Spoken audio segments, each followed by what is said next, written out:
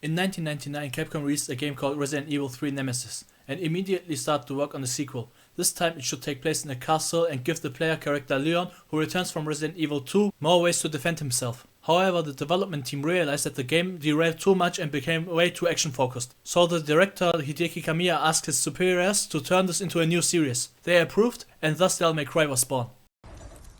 Let's rock, baby.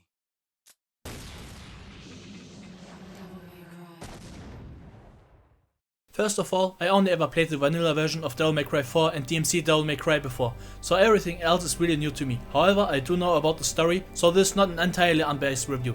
With that said, welcome to my Devil May Cry retrospective, where I go back to Devil May Cry 1 and all the way to Devil May Cry 5. Ignoring you. The game starts with a scrolling text that describes the war between humans and the demon world. In that war, a demon stood up for the humans. His name was Sparda, and after the war he became known as the legendary Dark Knight. The figure in this background is this demon. The next thing we see is a man in the shop called Devil May Cry, when suddenly a woman on a motorcycle appears and attacks him. He is impaled and looks like he's about to die. However, this man is no ordinary man.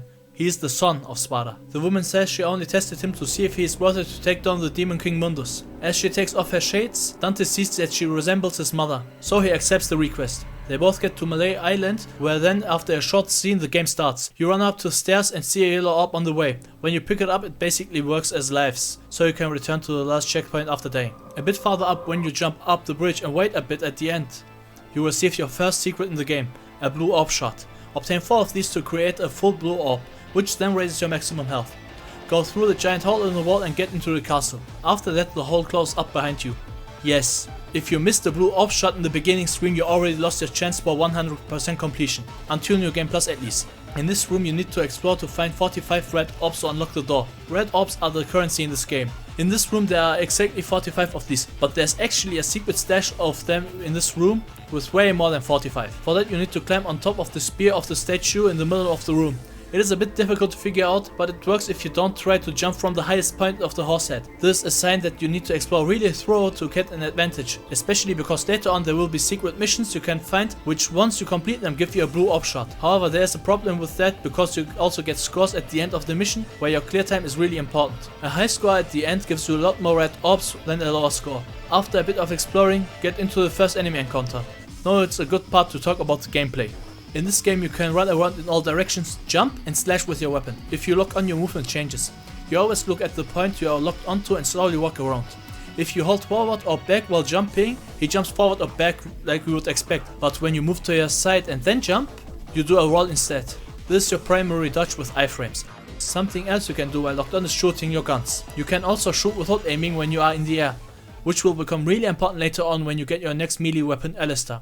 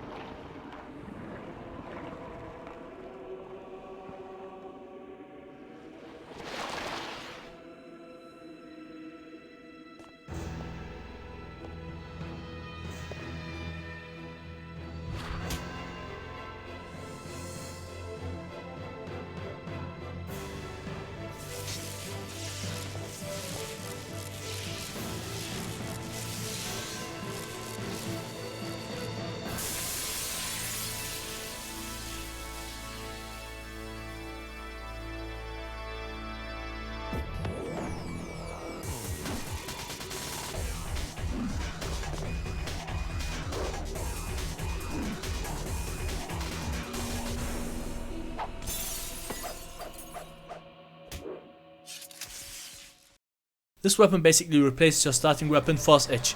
You can still use Force Edge, but why would anyone want to do this is beyond me. With Alistair obtained, you can now use something called the Devil Trigger. This is a transformation you can unleash once you have 3 symbols beneath your health bar filled. You start with the symbols, but in the shop you can now buy purple orbs which increase the amount of symbols by 1 each. In the shop you can also buy blue orbs there, as well as consumables which heal you. Fill your devil symbols. make you invulnerable for a time or even hurts enemies on screen. Before I talk about the upgrades, I should probably talk about how combos work in this game. You have your basic 3-hit attack combo with your sword, but if you press the button twice, then wait for a little bit, your attack changes. If you wait a bit longer after the second hit, your attack changes to something else.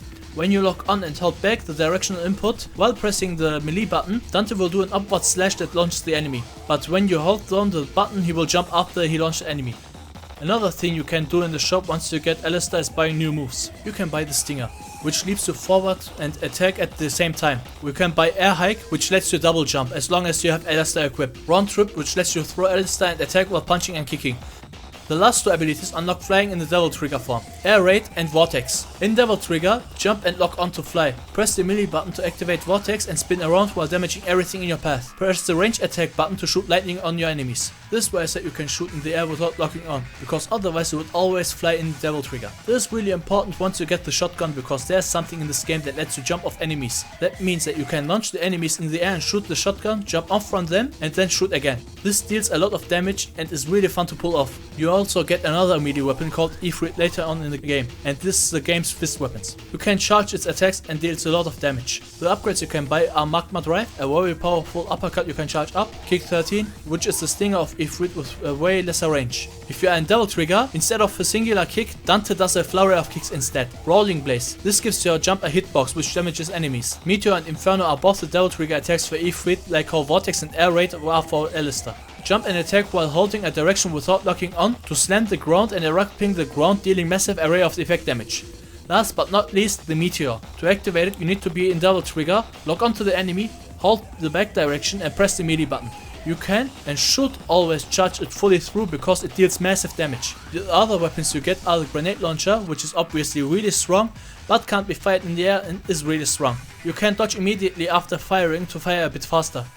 A needle gun, you can only use it underwater. This game has underwater sections, but they are short and not important. There's also a gun that uses the Devil Trigger gauge to fire, so I never really used it. The last melee weapon is a weapon I will reveal once I talk about the bosses, so why don't we just get into them? What a big surprise. There are 5 bosses in the game. 3 of them you fight 3 times, 1 which you find twice and the final boss. Phantom is the first one you see in this game.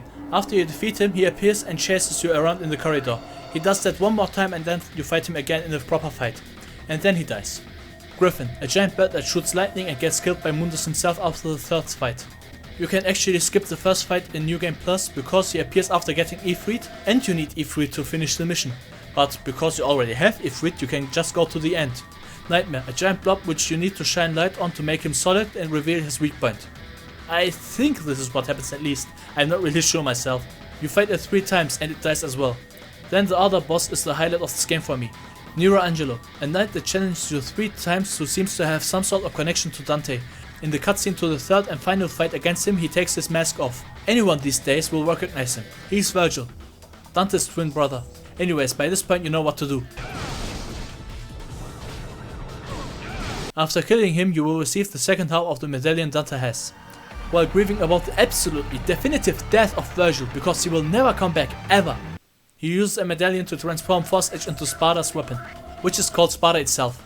For some reason you can still use Force Edge even though you have Sparda, and again I will ask why. Anyway, Sparda has most of the moves of Alistar with more range and a lot more attack power in the cost of a double jump and the Devil Trigger. This is a deal breaker for most, but I use it anyways, and I can definitely say that it's really strong even without the Devil Trigger. The final boss is weird. If you don't want to get spoiled by the ending, here's a timestamp on screen. Go there if you want to skip spoilers. 3, 2, 1. After a while it gets revealed that Trish is actually Mundus' creation and was tasked to lure Dante into a trap. In the 3rd Nightmare fight, Trish betrays Dante, but after Nightmare dies, Dante spares Trish and saves her from collapsing debris. Dante tells her that the only reason she is still alive is that Dante couldn't let anyone die who looks like his mother. However, he also tells her that she is still a terrible demon. Once Dante gets to Mundus, he sees that Trish is held hostage, so that Mundus has the upper hand at the start and keeps firing at Dante. But before Mundus could finish him off, Trish pushed Dante out of the way so that the beam hits her instead. Dante gets furious and transforms into the demon form of Sparda and flies in the air where he fights Mundus, in a Star Fox-like shooting section. This was only the first phase though, because in the second phase you fight a giant Mundus in the middle of an arena. You have the Devil Trigger of Sparda unlocked for the battle, which makes your attacks have way more range and are way more stronger. After the battle, Dante returns to the corpse of Trish, and because this is a Devil May Cry video, I'm legally obligated to put this here. I should have been the one to fill your dark soul with light.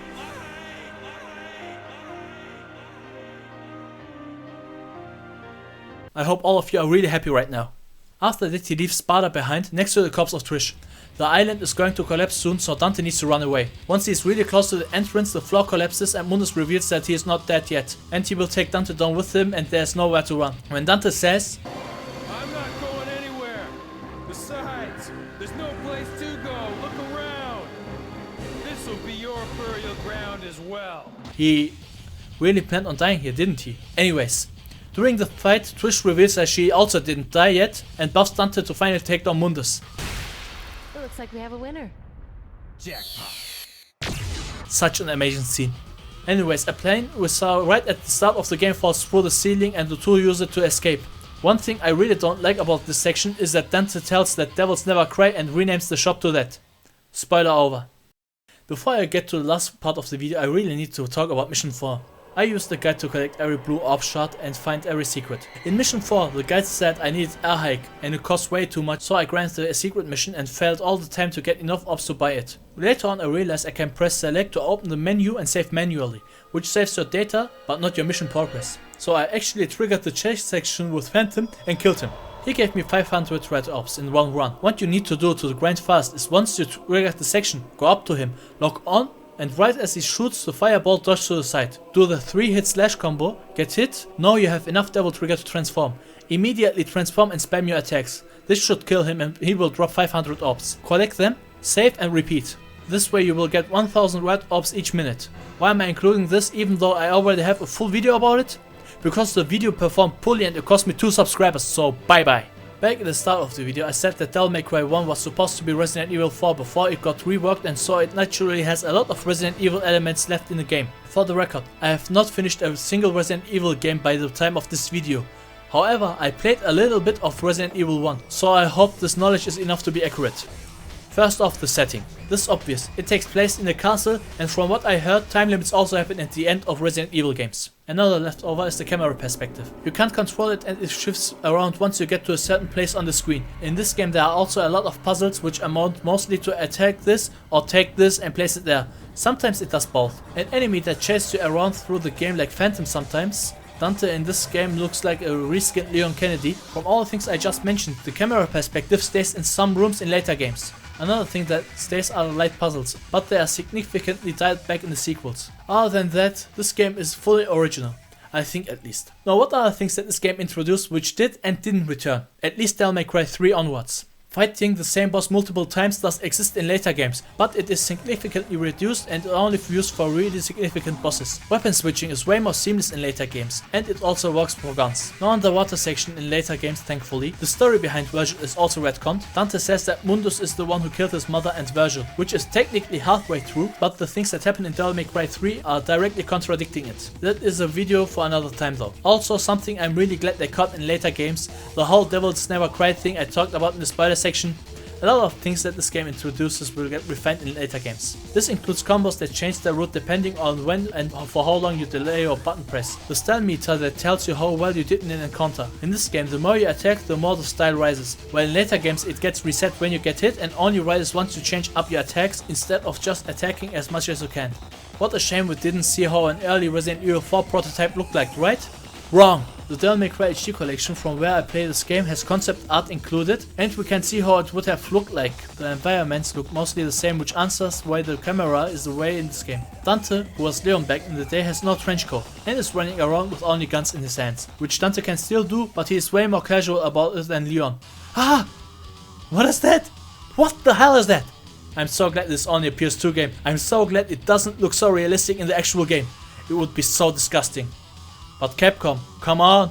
Resident Evil 9 with the RE engine, dealing with demons, and the demonic gates and realistic graphics look so impressive. Come on Capcom, this would be a giant hit! Anyways, that the game came out the way it did is a wonder and still plays really well to this day, even next to the sequels.